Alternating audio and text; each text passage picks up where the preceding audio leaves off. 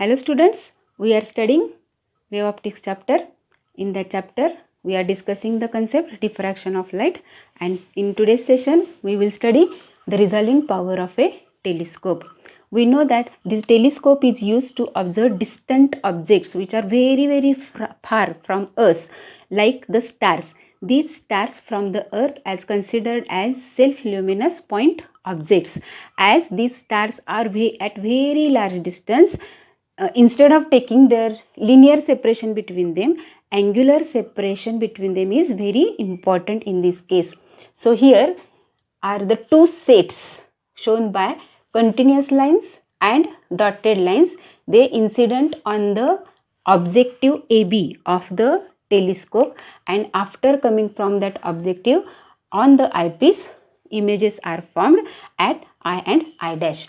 So first of all, the rays shown by continuous lines, they are incident on the objective and form image at eye. So at the eye, we get the center of iris disc, and there is another set of rays which are shown by dotted lines.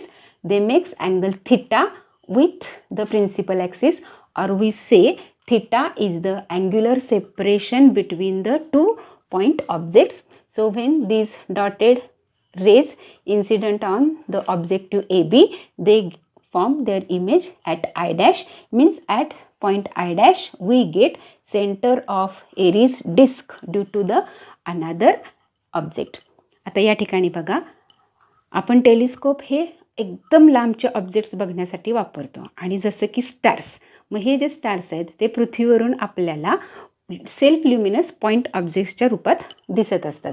आता हे लांब असल्यामुळं त्यांच्यातलं linear separation आपण विचारात न घेता angular separation विचारात घेतो. In fact angular separation have more importance in this केस.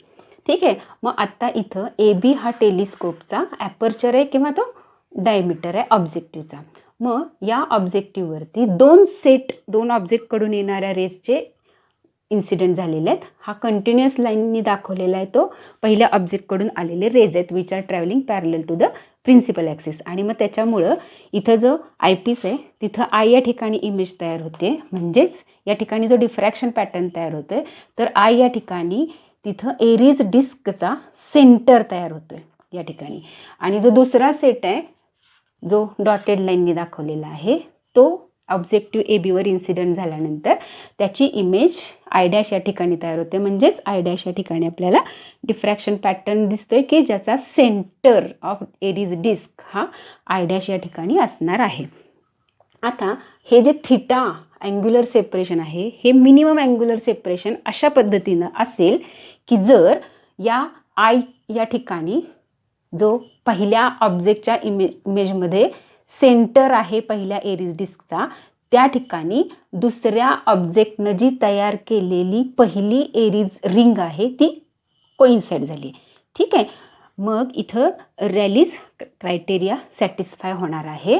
आणि मग जर हे डिस्टन्स म्हणजे कुणामधलं डिस्टन्स, दोन ऑब्जेक्टचे जे इमेजेस आहेत आय आणि आय डॅश, या दोन्हीमधलं जर डिस्टन्स हे एरिज डिस्कच्या रॅडियस एवढं, म्हणजे ही रॅडियस जर आपण कन्सिडर करत असं, म्हणजे इथं रॅडियस आहे बघा एरिज डिस्कची, मग हे अंतर आय आणि आय डॅश या इमेजमधलं अंतर एरिज डिस्कच्या रॅडियस एवढं असेल तर तिथं जस्ट सेपरेशन होणार आहे दोन ऑब्जेक्ट्सच्या इमेजचं, आणि आपण म्हणणार की त्या ठिकाणी जस्ट रिझोल्युशन झालं, म्हणजेच रॅलीज क्रायटेरिया सॅटिस्फाय झालेला आहे.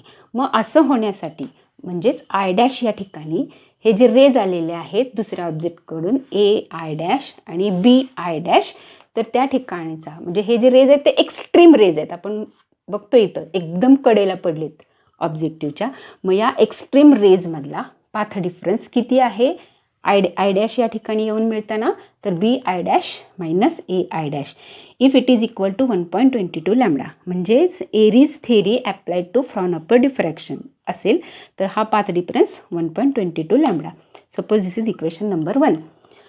आणि आता आपल्याला माहिती आहे की आपण हा जो डायमीटर आहे ॲपर्चरचा तो कॅपिटल डी घेतलेला असेल, तर हा जो पाथ डिफरन्स असणार आहे तो किती असणार आहे, तर कॅपिटल डी इंटू थिटा. आता हे इक्वेशनसुद्धा कसं येतं हे आपण मागच्या लेक्चरमध्ये बघितलेलंच आहे. इथं हा असा ऑब्जेक्ट डायमीटर दाखवून आणि परपेंडिक्युलर टाकून हे मागच्या लेक्चरला झालेलं आहे. म्हणजे आता हे इक्वेशन नंबर 2.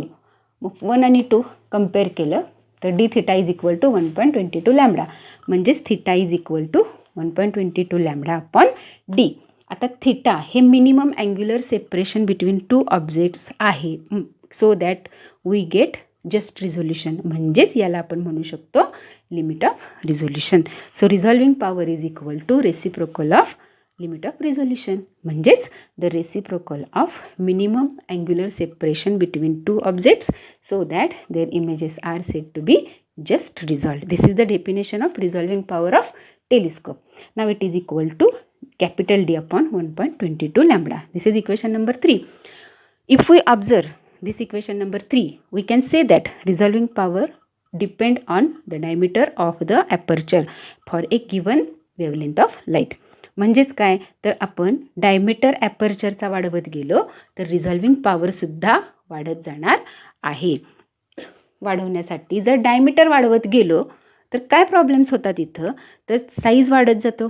या टेलिस्कोपचा साईज म्हणजे त्या ऑब्जेक्टिव्हचा साईज वाढत जाणार आणि मग डिफिकल्टीज येणार. कोणत्या, तर initial moulding, post launching, heavy मासमुळं किंवा ॲबेरेशन्स येणार. ॲबेरेशन्स म्हणजे आपण 11th स्टँडर्डमध्ये स्टडी केलेलं आहे. म्हणजे काय, तर मग हे जर टाळायचं असेल आणि रिझॉल्विंग पॉवर वाढवायची असेल तर front coated curve mirrors are used in order to reduce these problems. Also in order to reduce aberration we use parabolic mirrors. in 11th standard you studied.